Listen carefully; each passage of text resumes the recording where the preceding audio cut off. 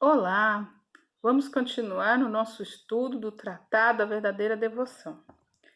Estamos agora, no parágrafo 79 do segundo artigo do segundo capítulo, onde a gente vai falar que a gente deve despojar dos atos maus, que é a terceira verdade. Nós precisamos ter atitudes boas, senão o que nós vamos ofertar para Maria e o que ela vai pegar de mérito se nós não andamos segundo a vontade de Deus? Os méritos vêm daquilo que a gente faz de bom, né? Por quê? Porque Deus é bom, Deus já é bom, Deus é bom o suficiente, mas quando nós somos bons, nós desencadeamos, bênçãos sobre aquilo, sobre os outros. E essas bênçãos, ela vai nos trazer, se entregarmos a Maria, nós vamos entregar para ela algo que ela vai poder aumentar a dimensão. Ela vai poder multiplicar e colocar para quem ela quiser. Vamos dizer que uma criança, tenha vários irmãos e essa criança, vai vendo que todos os irmãos, ela é caçula, ela vai vendo que todos os irmãos, ajudam na casa, mas ela não pode fazer muita coisa, porque ela é criança, ela não dá para fazer. E o irmão mais velho, vamos dizer de 12 irmãos, o irmão mais velho trabalha fora. Então ele é o único da casa que ajuda a mamãe e o papai na despesa de tantos filhos, E ele trabalha. Quando ele chega em casa, no fim de um mês de salário, ele entrega o dinheiro todinho para a mamãe. Essa criança tão pequena que vê, ela vai sentir, eu queria ajudar alguma coisa, todos fazem alguma coisa, mas eu sou tão pequena, eu não posso ajudar. Sou tão pequenininho, o serviço que eles fazem, mas que eles ajudem, vamos dizer, na roça, plantando, colhendo, que ajuda a família, mas não pode, não gera lucro, gera só uma ajuda, E essa criança quer ajudar, ela não pode ajudar. Então, o irmão mais velho dá o dinheiro para a mãe. E a mamãe compra tudo para todos iguais, Compra o que ela precisa, o que as crianças precisam, ela divide aquele dinheiro para todos da família. Aquela criança que é pequena, que não pode fazer muita coisa, ela fala: mamãe, dê mais para os outros. Eu vou dar a minha parte, porque eu não ajudo tanto, eu vou dar a minha parte, que eu recebi sem esforço nenhum, sem fazer para merecer. Redivida a minha parte para todos os outros, porque eles trabalham mais, eles fazem muito mais. Então vamos supor que nós somos essa criança, que não fazemos nada, diante das graças de Deus. Ele faz tudo, a graça é dele, a bondade é dele, tudo vem dele. E eu me sinto assim, como essa criança, não faço nada de tão grande. Há tantas pessoas que fazem tantas coisas no reino de Deus, que multiplica. Quantos homens de Deus, mulheres de Deus, desbravadores, que a história dos santos fazem as coisas. Mas eu só tenho a minha mãe, eu só tenho meus irmãos, admiração pelos meus irmãos. O que eu vou fazer? Eu vou devolver esse dinheiro para a mamãe e falar assim: mamãe, eu ganhei, eu não fiz nada, os outros fazem tanto, vou dar para que a senhora partilhe com quem a senhora quiser, com todos os outros, porque eles são mais merecedores, da graça, merecedores desse dinheiro, porque trabalham mais. Lógico, Nossa Senhora não vai dar para aquele que já tem muito, mas ele talvez, você que tem um familiar, uma pessoa que precisa da ajuda dessa mãe, ela vai distribuir para quem ela quiser. Ela vai distribuir para quem melhor lhe aprover. ela sabe. Nós somos uma criança que não fazemos mais do que obrigação, né? Somos servos inúteis, né? Fizemos mais do que obrigação. Ela vai colher nossos méritos da oração. Ela vai recolher tudo isso e vai dividir. Quem trabalhou realmente foi o irmão mais velho, que dividiu com todos, né? O único que tinha renda extra. Isso é Jesus. Jesus é que traz todos os méritos para a gente dividir, né? Para dar para nós todos. Mas um sofre mais, né? Outros não sofrem tanto. Mas diante da graça de Deus, aquilo que Deus dá para Nossa Senhora, ela divide por igual para todos. Ela dá para todos, ninguém fica sem. É lógico que na hora que ela redividiu para tudo aquilo, ela devolveu mais um pouco para aquela criança. E ela não ficou sem nada. Ela sempre recebe, porque a mãe sempre gosta de fazer justiça, não é mesmo? Então, mas para isso eu preciso ter coração bom, um coração que partilha, um coração bondoso. E ele vai falar lá no 79, para despojar de nós mesmos. Para mim ser bom, eu preciso despojar de mim. Eu preciso tirar o que é ruim de mim. Para me despojar de mim, eu preciso conhecer primeiramente o bem. Para tirar o que eu tenho de ruim, primeiro eu preciso conhecer o que é bom, o que é bem, para tirar o mal. Que aí eu vou olhando para o bem e falo, eu quero isso para mim. Eu quero isso para minha vida. E aí eu vou tirar aquilo que é ruim. E aí ela vai dizer aqui, né? São Luís vai dizer que pela luz do Espírito Santo, né? Se a gente olhar através do Espírito Santo, se nós formos ver Deus que é bom, o Espírito Santo que é bom, nós vamos ver que nós somos profundamente maus. Somos incapazes para todo o bem. Ou seja, eu sou incapaz de fazer o bem 100%. Sempre através de um bem tem algum interesse por detrás. Então, sob a luz do Espírito Santo, no fundo, nós temos muitas fraquezas. Também fraquezas em muitas coisas, em todos os setores da nossa vida, somos fracos. Também nós somos inconstantes. Nós não temos... Começamos, depois queremos parar, desanimamos. Se tiver alguma coisa que impede o desanimo, eu paro, eu não quero. Né? A todo tempo. A nossa indignidade, sempre eu estou achando que eu estou injustiçada, que eu melhor do que o outro é melhor do que eu, porque que, na verdade, quando eu acuso o outro que ele é melhor do que eu, na verdade eu quero ser melhor. Né? Então, sempre murmurento, sempre ciumento, né? Que nós somos, toda a graça, e somos iníquos. Temos um grande lugar na nossa iniquidade. E o que é o iníquo? É aquele que sabe o que é certo, mas faz o que é errado. É iníquo, certo? Então, os nossos pecados primeiro veio de Adão e Eva. O pecado original. Mas aí nós temos nossos irmãos, né, que evangélicos protestantes, que diz que se Jesus já morreu por mim, se já coisa, eu não preciso estar pedindo perdão. Só que nós continuamos pecando. Antes, pecávamos por inocência nossa e culpa original de Adão e Eva. Ou seja, nós não éramos 100% inocentes, mas a culpa primeira era deles. Não nossa, nós errava de tabela.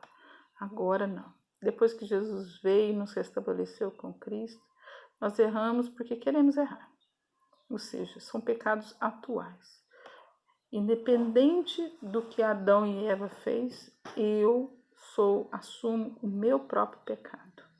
Eu assumo que eu realmente erro e não tem nada a ver com Adão e Eva. Tem a ver com a minha vontade, o meu querer em pecar. Tem o meu querer em não ser totalmente de Deus. Entende? Já não é deles. Então são pecados atuais. E são pecados mortais e veniais. Pecados mortais são aqueles que nos levam à morte. Se morremos com os pecados mortais, não temos salvação. Os pecados veniais são da vênia da terra. São pecados pequenos que não têm grandes consequências. Ou seja, são pecados que não têm matéria grave. A matéria grave é os 10 mandamentos, 7 pecados capitais, né? E os pecados da igreja.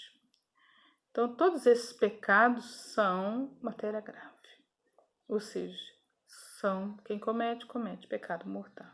Os pecados veniais são pecados que não têm matéria grave, não estão dentro destes pecados diretamente, né? E são coisas que que as consequências deles são mais minha mesmo do que dos outros. São consequências que mais me prejudicam do que os outros. Então aí esses pecados são, na verdade, eles me prejudicam porque o Espírito Santo me cobra, mas ele não me deixa afastar de Deus totalmente. São pecados veniais, tá? Pecados que são confessados no ato de contrição, no começo da missa, eles são apagados. Não precisa de confessar com o padre, não precisa da confissão individual. Mas por que nós temos que confessar sempre? Porque nós precisamos sempre ser perdoados, né? Por causa que por causa da concupiscência. A concupiscência é o desejo que eu tenho de pecar. Então, pelo desejo, eu sou fraco, eu sou inconstante, né? Eu sou corrupto. Eu deixo eu deixo muitos traços disso na minha alma. Então, por causa disso, o meu corpo, que é corruptível, né? O Espírito Santo vai agir nele. Ele não vai agir, porque ele deu a luz ao pecado de novo, por consciência. Então, o Espírito Santo não pode habitar onde está o pecado, porque ele é puro, né? Ele é pureza, ele não aceita esse tipo de conviver desse jeito. Então, a gente sempre estaremos com o corpo sujeito a 1000 males, a muitos males, né? Que vai nos corrompendo a cada dia e que só engendra a doença, ou seja, só causa doença em nós, doença na alma, né? Os vermes e a corrupção. A corrupção do corpo, tá, gente? Não é dinheiro, é a corrupção do corpo, quer dizer, só pode estragar a nossa alma, o nosso corpo, traz doenças. Então, a nossa alma unida ao corpo torna-se então carnal, que é chamada de carne. Toda a carne tinha corrompido o seu caminho. Toda a nossa herança é orgulhosa e cegueira no espírito, endurecimento no coração, fraqueza e inconstância na alma, concupiscência, paixões revoltadas e doenças no corpo. Somos naturalmente mais orgulhosos que os pavões, mais apegados que os sapos à terra, mais feios que os bodes, né? Isso é a nossa alma. Mais invejosos do que as serpentes, mais glutões do que os porcos, mais coléricos que os tigres e mais preguiçosos que as tartarugas, mais fraco que os caniços, mais inconstante do que um catavento. Tudo que temos em nosso íntimo é nada e pecado. Essa é a verdade.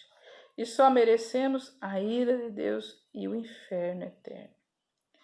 Então, São Luís Maria de Montfort vai falar que a nossa impotência na ordem sobrenatural, sem o socorro da graça, né, o nosso íntimo, ele é totalmente corrompido. E nos apoiamos nos próprios trabalhos para chegarmos a Deus. Só que nunca vamos a chegar, porque os nossos trabalhos são pecaminosos, são maus. Depois disso, porque nos admirar de ter em nosso Senhor dito que quisesse segui-los devido à renúncia a si mesmo, odiar a própria alma, que aquele que ama sua alma a perderia, e quem a odiasse a salvaria. A sabedoria infinita que há, que não dá ordem sem motivo, só ordena o que está odiando. que nos odiemos, porque somos grandemente dignos de ódio. Só Deus é digno de amor. Enquanto nada há mais digno de ódio do que nós mesmos. Em segundo lugar, para despojar-nos de nós mesmos é preciso que todos os dias morramos para nós. Como é difícil morrer para nós, gente. Morrer para nós é quando você fala, eu queria isso, mas eu não preciso disso. Por que eu vou comprar isso? Ah, mas eu gostei, mas você tem tanto. Então você vai contrariando aquilo que você deseja e que na verdade não é necessário para você, não é essencial. Aí você vai contrariando a carne, certinho? Então, importa é renunciarmos às aspirações da faculdade da alma, dos sentidos, do corpo. Precisamos ver como se não víssemos, ouvir como se não ouvíssemos, servir-nos da coisa deste mundo como se não o fizesse. O que São Paulo chama de morrer todos os dias. Se um grão de trigo cair na terra e não morrer, ficará só e não produzirá fruto apreciável. Se não morremos a nós mesmos e se as mais santas devoção não nos levarem a esta morte necessária e fecunda, não produziremos frutos que valham as nossas ações. Serão inúteis. Todas as nossas obras de justiça tornarão manchadas por nosso amor próprio e nossa vontade, e Deus abominará os maiores sacrifícios e os melhores ações que possamos ter. Na hora de nossa morte, teremos as mãos vazias de virtudes e de méritos, e não brilhará em nós a menor centelha do puro amor. Gente, olha para vocês verem. Nós, na hora da nossa morte, as mãos nossas estarão vazias de virtudes. Nossas mãos precisam estar cheias de virtudes. E essas virtudes nós vamos entregar para Nossa Senhora, porque ela vai entregar e fazer da melhor forma possível para que todos a tenham. Jesus, que é puro amor, que isso é comunicar às almas mortas a si mesmo, almas cuja vida está oculta em Deus, Cristo Jesus. Em terceiro lugar, é preciso escolher entre todas as devoções da Santíssima Virgem aquela que nos leva a mais certeza a este aniquilamento de mim mesmo, de eu próprio. No dia dos exercícios, nós vamos fazer esse tipo de oração, renúncia de nós mesmos, tá? Esta será a devoção melhor e a mais santificante, pois é mistério reconhecer que nem tudo que reluz é ouro. Tudo que é doce, nem tudo que é doce é mel. Nem tudo que é fácil de fazer é praticamente o mais santificante. Do mesmo modo que a natureza tem segredo para fazer em pouco tempo, sem muitos gastos, com facilidade, certas operações naturais, há segredos na ordem da graça, pois quais se fazem em pouco tempo, com doçura e facilidade. Operações sobrenaturais, como despojar-nos de nós mesmos e encher-nos de Deus e tornar-nos perfeitos. A prática que eu quero revelar é um desses segredos da graça, escondido na maior parte dos cristãos, conhecido por poucos devotos e praticado e apreciado por um número bem diminuído. Antes de abordar essa prática, apresento uma quarta verdade, que é consequência da terceira. Qual é essa? Cenas dos próximos capítulos. Nós vamos complementar com o livro, das Glórias de Maria, onde ele vai dizer muito perfeitamente, São Maria de Ligório vai falar que Maria, a nossa advogada, é rica em piedade, e o vosso coração não pode ver infeliz sem que deles tenhamos compaixão. Da riqueza do vosso poder, junto de Deus, salvai todos quantos protegeis. Se não vos moverem nossos rogos, deixai-vos então levar pelo vosso bondoso coração, pelo vosso grande poder ao menos. Então aqui vai falar da bondade de Maria, do quanto ela é boa. Se a gente não conseguir pelejando, que pelo menos por ela nós consigamos, né, combater esse mal.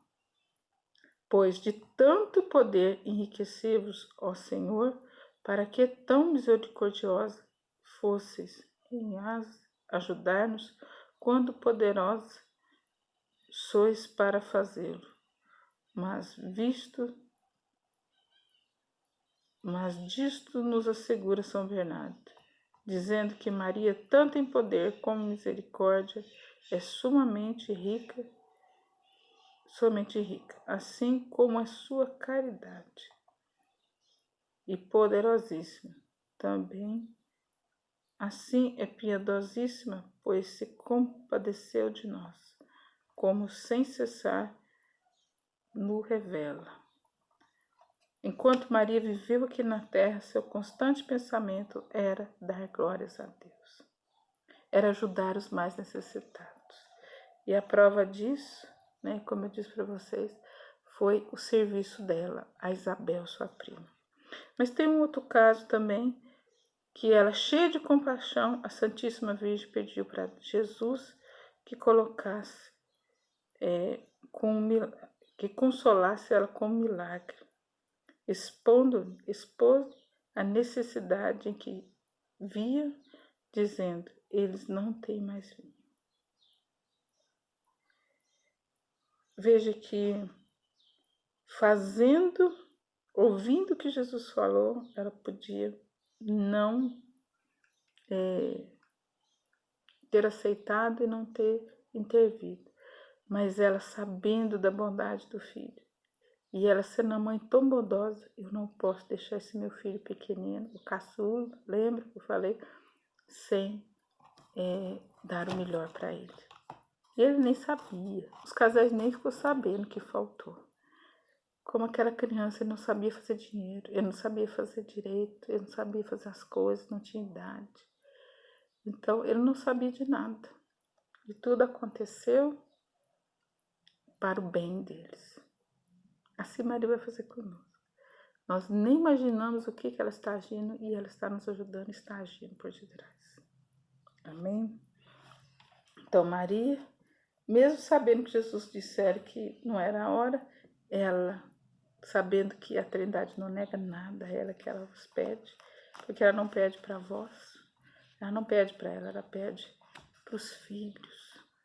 Sabendo da bondade do coração de Jesus, ela vai e já chama os servos e fala: encha as taras de água e faça tudo que ele vos disser.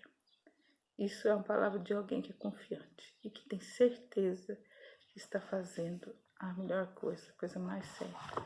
E ela sabendo que se meu filho sofre, os casais sofrem, eles vão passar vexame, vai ficar feio, ela sofre conosco. E intervém na hora certa em todas as necessidades. Amém? Essa é a nossa mãe, nossa rainha. Vamos rezar por ela, com ela. A vossa proteção recorremos, Santa Mãe de Deus. Não desprezei as nossas súplicas, fazemos em nossas necessidades, mas livrai-nos sempre de todo mal, de todo perigo. Ó Virgem gloriosa e bendita. Amém. Amém? Continuamos no próximo. Em nome do Pai, do Filho e do Espírito Santo. Amém. Deus abençoe.